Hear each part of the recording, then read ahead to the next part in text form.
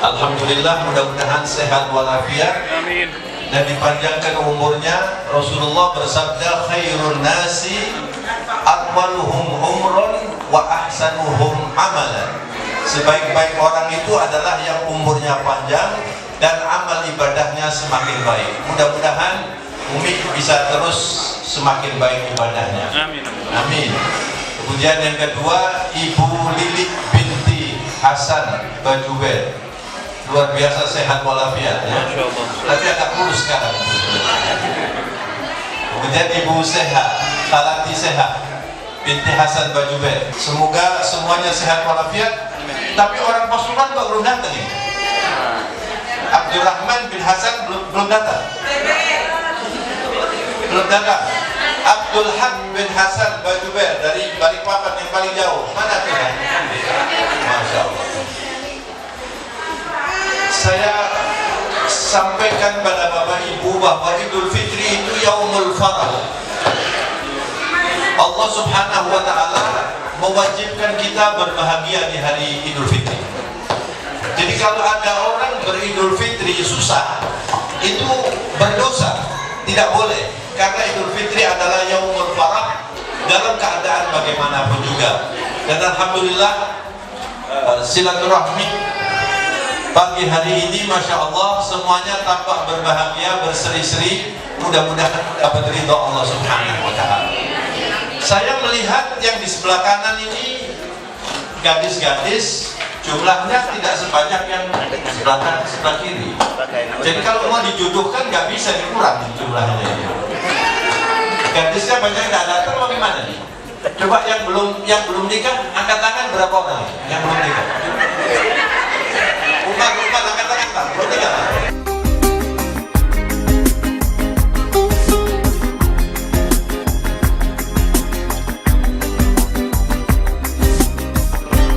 Nah, coba dipikirkan ibu-ibu ya.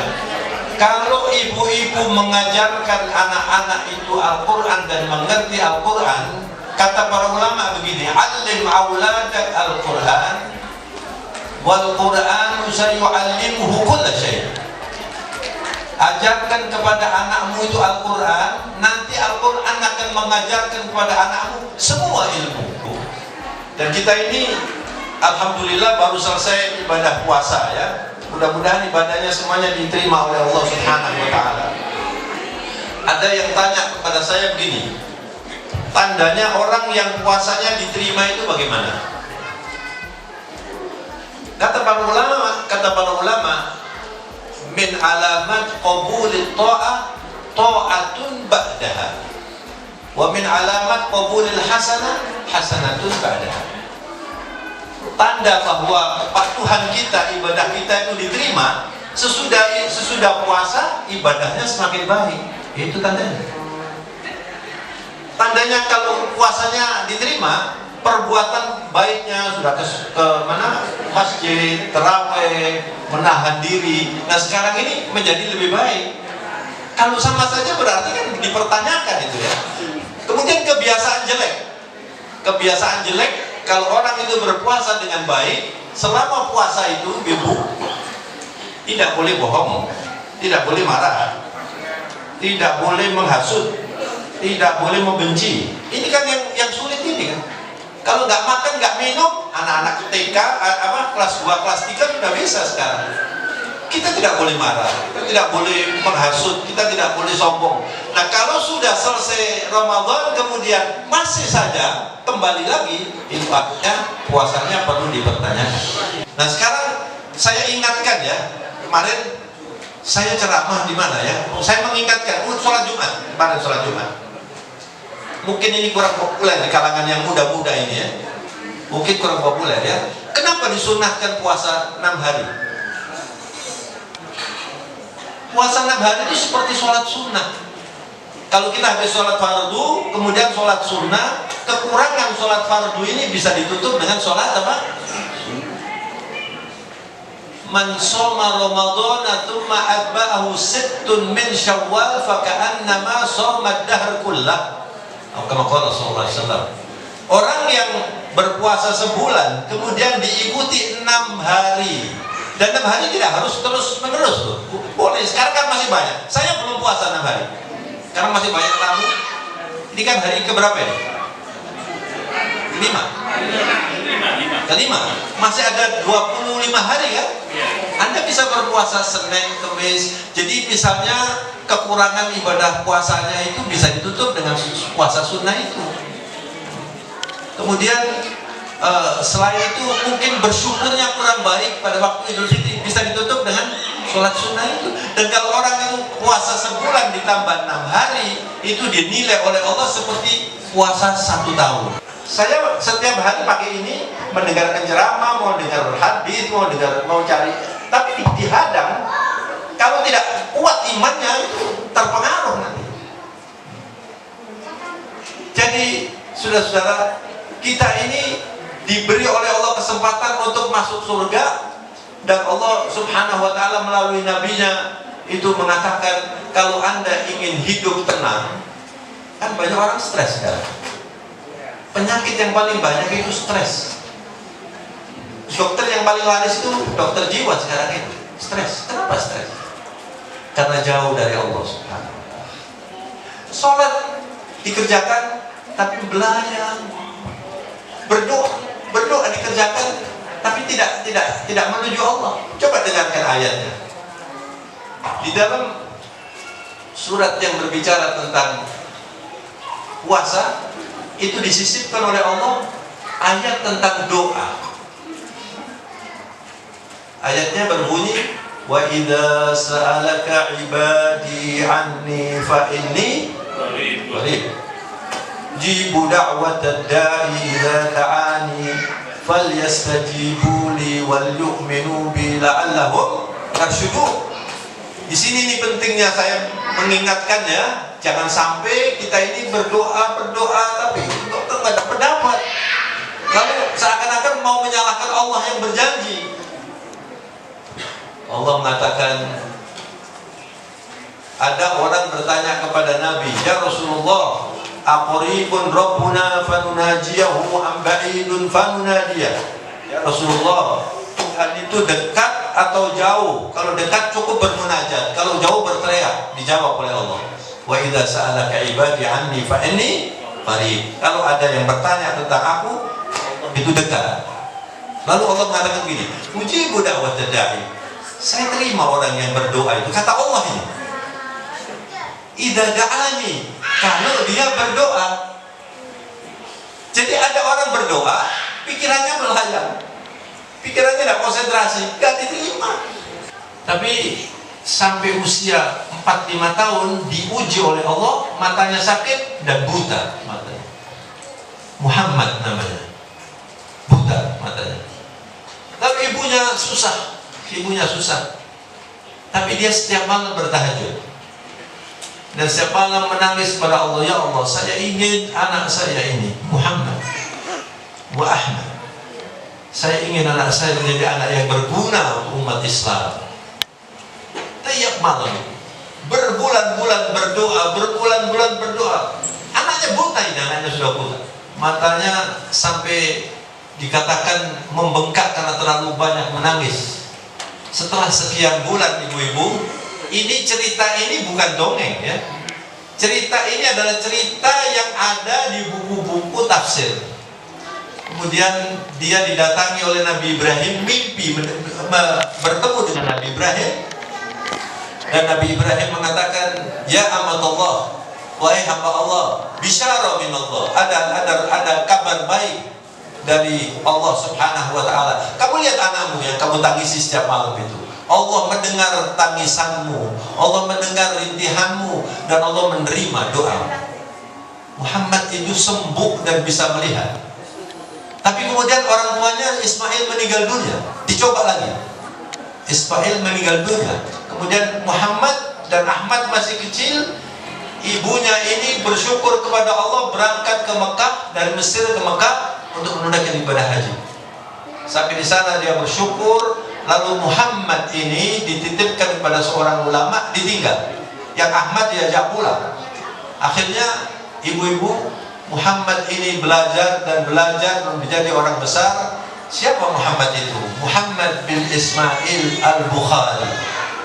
Siapa itu? Semua orang yang belajar hadis di seluruh dunia itu menyebut nama Rawahu Bukhari. Itu adalah hasil doa seorang ibu yang salihah, yang tekun, yang yakin kepada Allah, dan diterima doanya menjadi orang besar. Itu namanya Bukhari. Saya punya kenalan banyak priayi itu kalau dengan anaknya santun, apalagi anaknya dengan orang tuanya boso, kromo inggil, itu yang membuat orang lalu akhlaknya baik.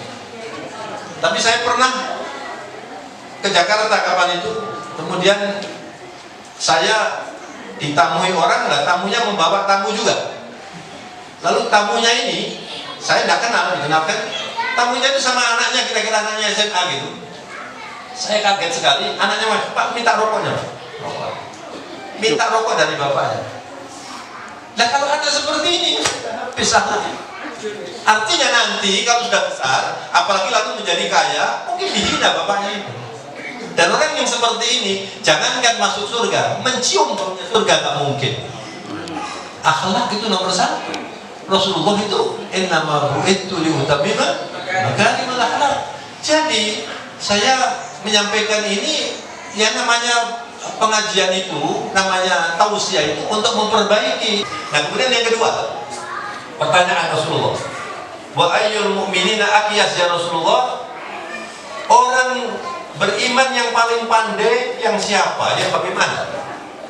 Tahu jawabannya? Bukan yang gelarnya panjang, yang sekolahnya tinggi, belum tentu.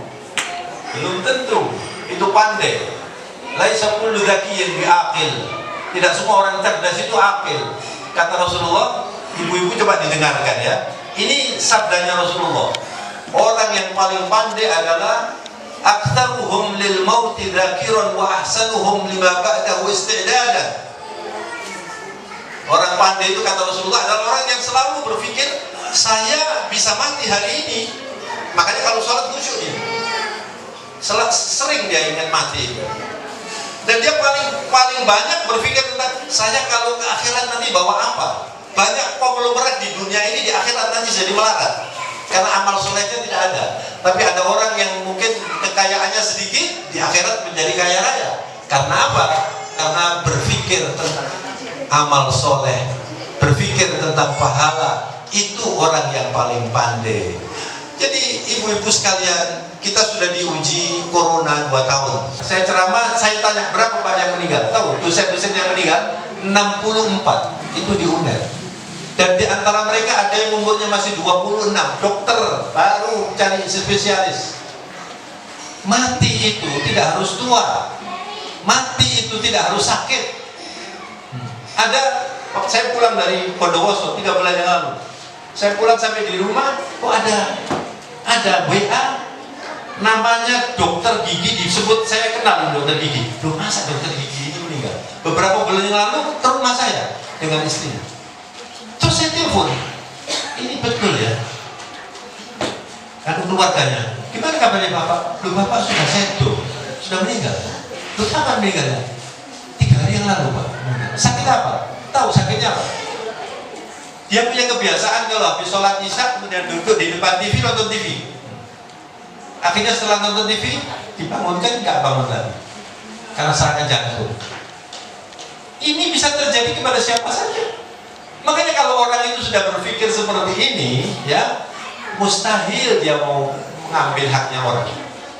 Mustahil kalau hutang tidak bayar, nggak berani dia. Karena saya bisa mati nanti. Coba ajaran Rasulullah. Jadi kalau orang itu ingat mati, dia banyak bertobat. Dia kalau sholat serius. Yang banyak itu sholat tidak serius. Yang sholat, ya saya kan masih muda, tapi masih muda-muda kan. Sedangkan muda itu bisa mati. Dan kemarin waktu ada tamu, ada dokter ke rumah saya, profesor, dokter Hafid Bajamal ke rumah saya dengan keluarganya, setiap tahun ke rumah saya. Terus saya cerita begini, Pak Dokter, yang paling penting untuk kita pikirkan itu, ya, yang paling penting untuk kita pikirkan ini bukan saya yang memberi nasihat ini, nasihat Rasulullah yang dikemas oleh para ulama. Apa yang paling penting itu? Dengarkan ya. Al-mughadarah minal qasr ilal qabr. Keberangkatan kita dari qasr itu, artinya qasr itu istana, rumah kita. Minal qasr ilal qabr, ke rumah. Dari istana ke kuburan. Itu perjalanan yang paling penting. Pada waktu Ramadan saya mengantarkan jenazahnya almarhumah Ibu Barkah binti Muhammad Bajuber. Karena di Gresik waktu itu jalannya sulit, yang mengantarkan tidak banyak. Lalu saya berdiri di makamnya begini, diangkat, ya Allah, diangkat. Jenazahnya itu diangkat, badannya sudah kurus. Saya tahu beliau ini sejak kecil. Saya tahu ini kan sepupu saya. Lalu dimakamkan begini. Lalu saya berpikir, ya Allah, nanti saya juga begini, semua juga begini. Dan pada waktu kita berangkat seperti itu, tidak ada yang bisa menolong kita kecuali amal kita. Anda yang datang kemari ini niat bahwa Anda akan bersilaturahmi, Anda akan belajar memaafkan, Anda dapat pahala, itu nanti menjadi teman kita di kuburnya. Lalu saya diminta untuk memberi sambutan, ya Allah, saya berdoa saja. Jadi kalau ada orang meninggal, kita cuma bisa berdoa. Apa yang terjadi? Wallahu a'lam. Sombong itu bisa karena kaya, bisa karena pandai, bisa karena santri. Tahu? Banyak ibadah, kemudian lihat orang yang tidak pernah ke masjid, doa, rai lek datang orang masjid. Itu sombong itu. Gak bisa masuk surga. Harus tidak sombong. Yang kedua, menghasut. Ada orang kaya, terus sibuk. Kok bisa? Kondi begini. Ada urusan apa? Menghasut. Kalau Anda tidak bisa membersihkan menghasut, tidak bisa bersilaturahmi. Yang terakhir, su'idzon, sangka jelek. Jadi ada orang, uang itu biasa ya, orang ini mesti gini. Nah itu kan cuma sangkaan saja. Dan untuk bisa begini, ibu-ibu yang banyak beristighfar. Ketemu dengan orang seperti ini ya, terus tidak senang sama itu. Ini memang kayak dia hari ini. Betul nggak? Iya. Ini anak itu bapak ini. Bapaknya di rumah disangkut-sangkut. Ini bapaknya, ini bapaknya. Itu harus diistighfari. Makanya kalau orang ini, saya setelah baca-baca tentang istighfar, ya, rasanya ya sulit orang masuk surga kalau istighfarnya tidak banyak. Apalagi dalam kehidupan sekarang ini harus banyak istighfarnya. Dan Rasulullah mengatakan, tuba liman wajada fi sahifatihi istighfaran katsira. Berbahagialah orang yang di dalam buku nanti laporannya di akhirat, ya, itu lebih tebal dari bukunya halat ini kira-kira. Itu istighfarnya banyak, insya Allah nanti itu bisa berbahagia. Karena apa?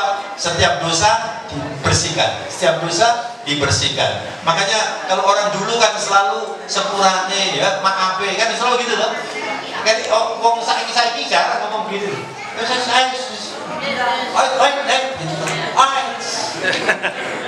Kayak londo gak londo, Islam gak Islam. Itulah yang harus diperbaiki. Mudah-mudahan apa yang saya sampaikan ini, saya tidak tahu apakah tahun depan saya masih bisa ceramah seperti ini lagi. Saya tidak tahu. Ilmu indallah. Juga yang hadir ini, yang muda-muda, belum tentu tahun depan masih bertahan. Tapi kita cuma bisa berdoa kepada Allah. Makanya sekarang silaturahmi yang baik, Jangan ada hasud menghasut, saling mendoakan. Insya Allah semuanya diterima puasanya oleh Allah Subhanahu wa taala. Subhanallahumma bihamdika nasyhadu an la ilaha illa anta nastaghfiruka wa natubu ilaika. Mari berdoa. Al-Fatihah.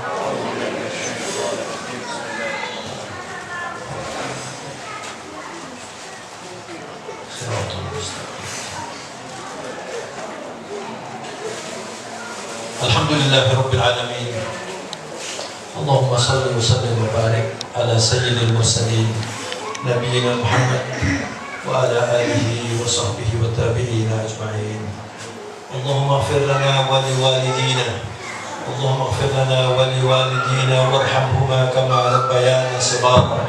Allahumma taqabbal siyamana wa qiyamana wa ruku'ana wa sujudana wa tadarru'ana. Allahumma taqabbal jami'a a'malina. اللهم حبب إلينا الإيمان وزينه في قلوبنا وكره إلينا الكفر والفسوق والعصيان واجعلنا من الراشدين. Ya Allah, di hadapan-Mu ya Allah tiada yang dapat kami sembunyikan ya Allah.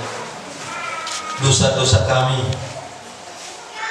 keserakahan kami, barangkali juga kemunafikan kami, kebencian kami, kesombongan kami, semuanya Engkau ketahui dengan pasti, lebih dari diri kami mengetahuinya ya Allah.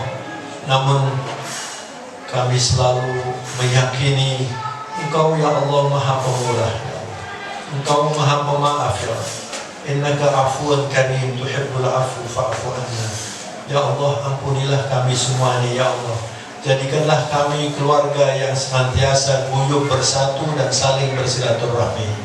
Jadikanlah kami ya Allah keluarga yang saling menghargai, yang tua menyayangi yang muda, dan yang muda menghargai yang tua. Dan bimbinglah kami semua ya Allah, dan semua keturunan kami agar menjadi hamba-Hambamu yang soleh dan solehah. Rabbana taqabbal minna innaka antas samiul alim wa tub alaina innaka antat tawwabur rahim. Rabbana atina fid dunya hasanah wa fil akhirati hasanah وقنا عذاب النار وأدخلنا الجنة مع الأبرار اللهم اجعلنا من العائدين والفائزين تقبل الله منا ومنكم تقبل يا كريم وصلى الله على نبينا محمد وعلى آله وصحبه وسلم سبحان ربك رب العزة عما يصفون وسلام على المرسلين والحمد لله رب العالمين آمين. Saya mohon maaf, wabillahi taufiq wal hidayah. Wassalamualaikum warahmatullahi wabarakatuh.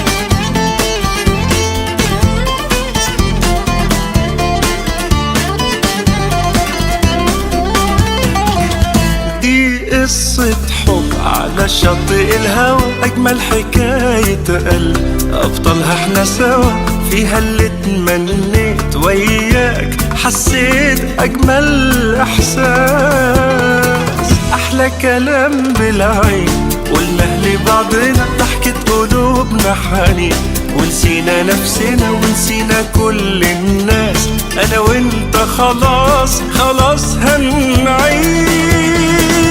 ده أجمل يوم في حياتي عشان قابلتك يا حياتي، هفضل حبيبي معك والله ما سيبك، انت اللي بتسعد كل أوقاتي. ده أجمل يوم في حياتي عشان قابلتك يا حياتي، هفضل حبيبي معك والله ما سيبك، انت اللي بتسعد كل أوقاتي.